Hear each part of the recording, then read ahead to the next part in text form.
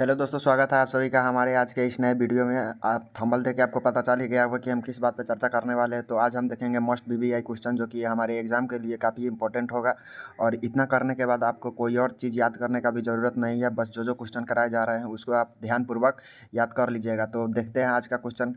करबक के कवि कौन थे? तो करबक के कवि मलिक मोहम्मद जायसी थे दोस्तों। ऑप्शन नंबर सी इसका राइट आंसर हो जाएगा, मलिक मोहम्मद जायसी। करबक के कवि कौन थे? तो मलिक मोहम्मद जायसी थे। पढ़ते हैं अब नेक्स्ट क्वेश्चन देखते हैं।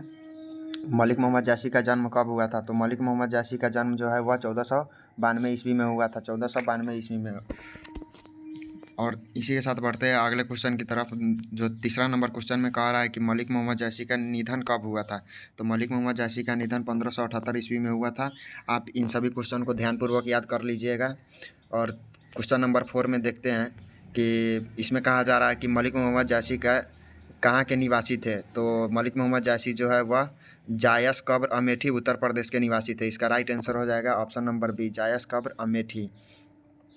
यहाँ के मलिक मोहम्मद जायसी जो है वह उत्तर प्रदेश के निवासी थे। क्वेश्चन नंबर 5 में कह रहा है कि मलिक मोहम्मद जायसी के पिताजी कौन थे? तो मलिक मोहम्मद जायसी के पिताजी मलिक शेख ममरेज थे।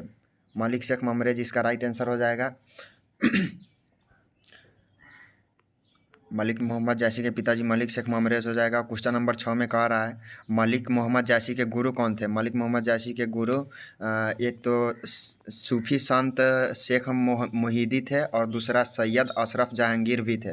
तो इसका राइट आंसर हो जाएगा ऑप्शन नंबर सी, ये दोनों। ठीक है दोस्तों, अच्छा से ये दोनों इसका राइट आंसर हो जाएगा, ये दोनों सूफी संत शेख मोहिदी और सैयद अशरफ जहांगीर। बस आप ये क्वेश्चन याद करते रहिएगा, बाकी दूसरा कहीं भी देखने का ज़रूरत नहीं है। बस ये क्वेश्चन आप याद कर लीजिएगा, जो जो क्वेश्चन कराया जा रहा है डायरेक्ट एग्जाम में ही आपको ये क्वेश्चन देखने को मिलेंगे। मोस्ट बीबीआई क्वेश्चन है दोस्तों। पद्मावत किन की रचना है? तो पद्मावत मलिक मोहम्मद जायसी की रचना है। मलिक मोहम्मद जायसी जो है वह पद्मावत लिखे हुए थे। क्वेश्चन नंबर 8 में दे रहा है कि निम्नलिखित में से प्रेम के पीर कवि के रूप में किन्हें माना जाता है, किसे माना जाता है? तो प्रेम के पीर कवि मलिक मोहम्मद जायसी को माना जाता है।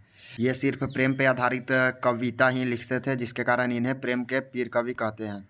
तो बढ़ते हैं अब नेक्स्ट क्वेश्चन क्वेश्चन नंबर 9 की तरफ। सिंहल द्वीप की राजकुमारी कौन थी? सिंहल द्वीप की राजकुमारी कौन थी? सिंहल द्वीप की राजकुमारी, तो सिंहल द्वीप की राजकुमारी जो पद्मावती थी। पद्मावती जो है वह सिंहल द्वीप की राजकुमारी थी।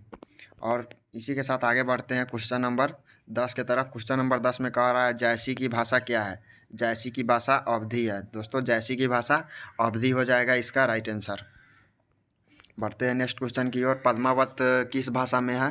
पद्मावत किस भाषा में है? तो पद्मावत का भाषा अवधी है। पद्मावत का भाषा अवधी है। और यही जो पद्मावत जो लिखे हुए हैं वो कौन लिखे हुए हैं? तो मलिक मोहम्मद जायसी पद्मावत लिखे हुए हैं। अगला क्वेश्चन में कह रहा है कि मलिक मोहम्मद जायसी कवि है, यह प्रेम की पीर के कवि है। मलिक मोहम्मद जायसी किनके कवि है? तो प्रेम के पीर के। दोस्तों आप बताइएगा कि आपके 12 में से अभी कितने सही हुए हैं? 12 में से आपके कितने सही हुए हैं? अगर आपके 10 भी सही हो रहे हैं तो मतलब समझिएगा कि आपका पढ़ाई अभी अच्छा चल रहा है। और बढ़ते हैं अब हम आगे क्वेश्चन नंबर 13 की तरफ। जायसी ने किस दोष से युक्त होते हुए भी गुणवान है? जायसी किस दोष से युक्त होते हुए भी गुणवान है? तो इनको जो है वह नेत्र दोष था। मतलब यह आँख से अंधा थे, फिर भी यह कविता लिखते थे। फिर भी देखिए दोस्तों, बढ़ते हैं अब नेक्स्ट क्वेश्चन की ओर।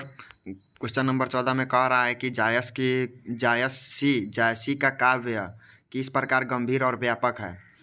तो यह समुद्र की भांति जो है वह गंभीर एवं व्यापक है। जायस की जो काव्य है, जो जितने भी यह कविता अपने जीवन में लिखे हुए हैं वो सब किस प्रकार है? तो वह समुद्र की भांति गंभीर और व्यापक है, मतलब काफ़ी इम्पोर्टेंट है। इनमें से प्रेम के पीर कवि किन्हें कहा जाता है? प्रेम के पीर के कवि के रूप में आपको पता ही है कि मलिक मोहम्मद जायसी को कहा जाता है। तो जायसी इसका राइट आंसर हो जाएगा। क्वेश्चन नंबर 16 में कह रहा है कि करबक कहाँ से लिया गया है? तो करबक जो है वह पद्मावत से लिया गया है। पद्मावत से करबक लिया गया है, मतलब कि कहने का अर्थ यही है कि मतलब करबक जो कविता है वह मतलब कि कहाँ से इसको लिखा गया है? तो वह पद्मावत से लिखा गया हुआ है इसको। क्वेश्चन नंबर 17 में कह रहा है कि मलिक मोहम्मद जैसी किस परंपरा के कवि है? तो यह एक प्रेमाख्यानक काव्य परंपरा के कवि है। प्रेमाख्यानक काव्य परंपरा के कवि है मलिक मोहम्मद जैसी। ऑप्शन नंबर सी इसका राइट आंसर हो जाएगा। दोस्तों आप बताइएगा कि 17 भी टोटल क्वेश्चन 17 हुए हैं, 17 में से आपके कितने सही हुए? 18। क्वेश्चन नंबर 18 में कह रहा है कि जैसी ने अपनी आँख की उपमा किससे की है? अपनी आँख की उपमा मलिक मोहम्मद जैसी दर्पण से की हुई है। यह अपनी आँख की जो उपमा होती है उसको दर्पण का नाम दिया है। क्वेश्चन नंबर 19 में है मलिक मोहम्मद जैसी किस शाखा के कवि है? तो यह एक प्रेम मार्गी शाखा के कवि है। यह अक्सर प्रेम पे आधारित कविता ही लिखते हैं मलिक मोहम्मद जैसी। क्वेश्चन नंबर 20 में कह रहा है कि कौन सी कृति जैसी की नहीं है?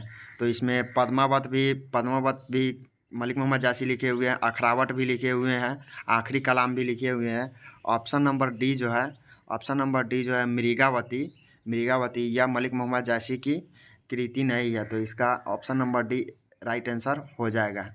मृगावती जो है वह मलिक मोहम्मद जैसी नहीं लिखे हुए हैं। तो दोस्तों इतने ही कम मिनट में आपके काफ़ी यह समझिए मोस्ट VVI क्वेश्चन है जो कि आपको याद करना काफ़ी ज़रूरी है। और यह एग्ज़ाम में इनके 100% चांस है पूछे जाने का, 100% चांस है। तो आप बताइएगा कि आपके टोटल 20 प्रश्न हम लोग आज देखे हैं, 20 प्रश्न में आपके कितने सही हुए हैं वो कमेंट बॉक्स में भर दीजिएगा। अगर लगभग 18 भी आपके सही हो गए होंगे तो 18 कम से कम 18 सही होने चाहिए। अगर 18 आपके सही हो गए हैं तो समझिएगा कि आपका तैयारी बिल्कुल धुआंधार चल रही है और आपको डरने की ज़रूरत नहीं है। बाकी हम हमेशा ऐसा वीडियो लाते रहेंगे, आप कमेंट बॉक्स में ज़रूर अपना राय दीजिएगा। बाकी के लिए जय हिंद।